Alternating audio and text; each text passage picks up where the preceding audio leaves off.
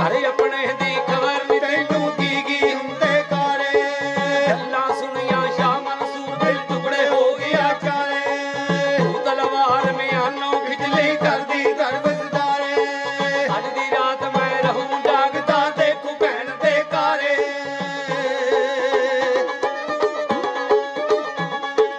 ਅੱਜ ਦੀ ਰਾਤ ਮੈਂ ਰਹੂੰ ਜਾਗਦਾ ਦੇਖੂ ਭੈਣ ਦੇ ਕਾਰੇ। ਅੱਧੀ ਰਾਤੀ ਨੂੰ ਕਿਤੇ ਬੀਬੀ ਐਨਲ ਹੋਈ ਤਿਆਰੇ। ਸਬਰ ਸ਼ੁਕਰ ਦਾ ਵਜੂ ਸਾਜ ਕੇ ਨਫਲ ਨਮਾਜ਼ ਗੁਜ਼ਾਰੇ। ਉਸੇ ਕਲਮਾ ਪੀਰ ਤੋਂ ਪੜ ਕੇ ਤੁਰ ਪੀ ਵੱਲ ਪਿਆਰੇ।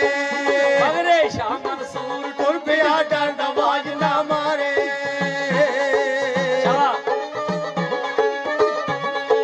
ਮਗਰੇ ਸ਼ਾਹ ਮਨਸੂਰ ਟੁਰ ਪਿਆ ਡਰਦਾ ਆਵਾਜ਼ ਨਾ ਮਾਰੇ।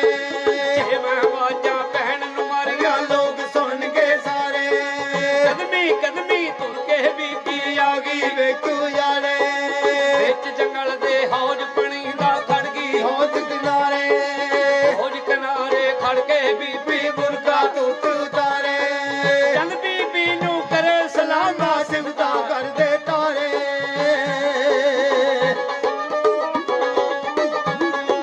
ਚੱਲ ਬੀਬੀ ਨੂੰ ਕਰੇ ਸਲਾਮਾਂ ਸਿਫਤਾਂ ਕਰਦੇ ਤਾਰੇ। ਯਾ ਮੁਹੰਮਦ ਕਹਿ ਕੇ ਬਾਹੋਂ ਲਾਰੇ। ਯਾਦ ਕੀਤਾ ਜਾਂ ਸਰਵਰ ਤਾਂਗੀ ਜਲ ਕੀ ਮੈਂ ਚਾਰੇ। ਛੇਤੀ ਤਖਤ ਮਲੈਕਾਂ ਚੱਕਿਆ ਰੱਖਿਆ ਹੋਈ ਕਿਨਾਰੇ। ਉਸ ਤਖਤ ਤੇ ਬੈਠੇ ਯਾਰੋ ਪੈਦਲ ਭਾਗ ਪਿਆਰੇ।